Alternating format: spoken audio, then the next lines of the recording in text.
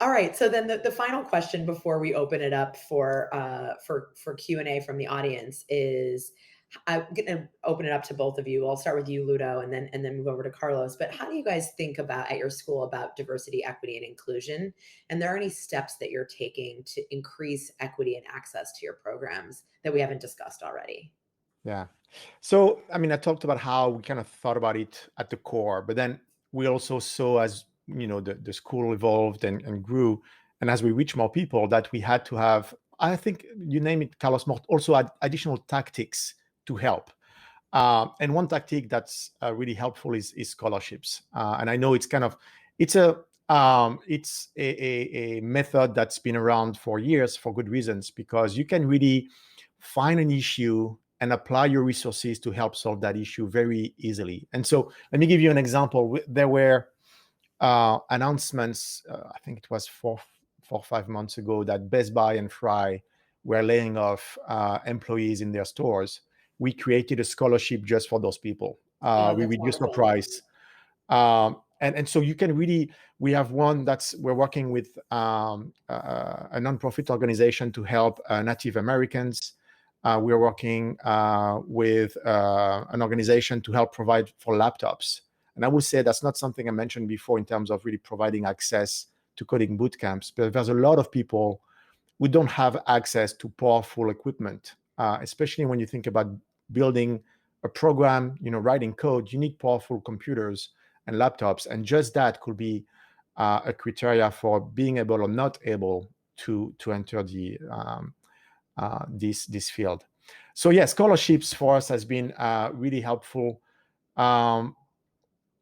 And I will say also trying to hire from that diverse audience. More and more, I'm being conscious about actually hiring from within. Yeah. So we're bringing past students to help us with being an advisors, and they're talking to the next student.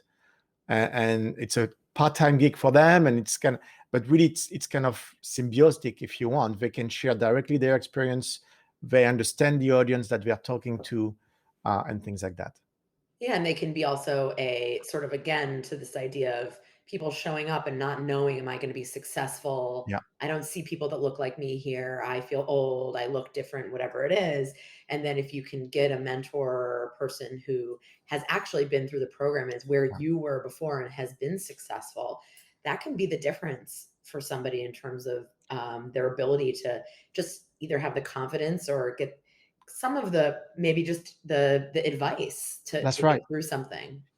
It goes so much beyond having just a script, right? When you Yes, can actually talk to someone who went through it, who had personal experiences.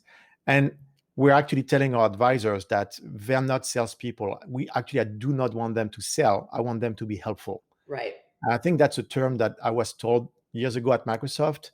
Your goal should be to be helpful. And that's an underappreciated term. If you can be helpful, you're going to go a long way. Absolutely. And those networks have been proven so powerful in so many different ways. That's amazing that you're doing that within your program. Carlos, what about you guys? Yes. Well, first of all, Lura, I love your answer because you are clearly thinking long term and investing in your community. And some of what you said about just providing with a laptop can be life changing, regardless of what that person ends up doing for their education. Either it's a coding bootcamp or something else. I like to think about that way as well. For us, we are a community of over 1 million members, and over 90% of our resources are absolutely free and available right now. You don't have to be a paid user in order to learn product. Wow. And that includes our job board. There are tons of companies and potential candidates who are there. And if I can help, if I can make a match, hey, that's good for my soul, and I also believe it's good for the business, because ultimately that creates a good reputation.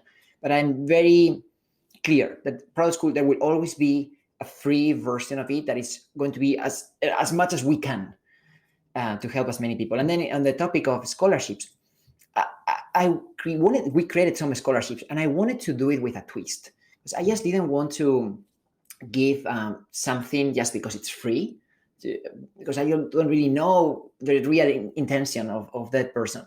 So we partner with companies that wanted to co-create scholarships with us. And what that means, we did one with a company called Wise. It's a unicorn in Europe. They are really investing in their own diversity and inclusion. They wanted to hire more product people from different gender and other type of criteria. So they defined the criteria. We both co-invested in this scholarship, and we basically provided, I would think it was around $100,000. And then we ran this program. The recruiting team at Wise specifically picked the candidates. So it wasn't just a lottery. And then as part of the program, Wise recruiters had first tips on those candidates, like those students in this case. So they were also trying to connect education with employment. From the 20 people that benefited from that scholarship, they ended up hiring 2 at least, potentially a third one. So there is huge ROI for them. And we also did the right thing because there are many other people who now know more about product and can leverage that experience for something else.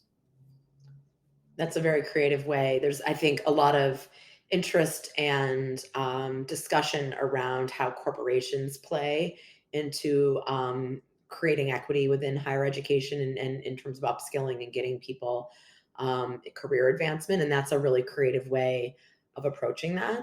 A lot of times, I think the sort of corporations want to invest in people they've already hired. And so I think it's interesting to think about it through the recruiting funnel. And especially if a corporation knows what their needs are, wants to have a more sort of, I would say, diverse funnel, they can build it themselves.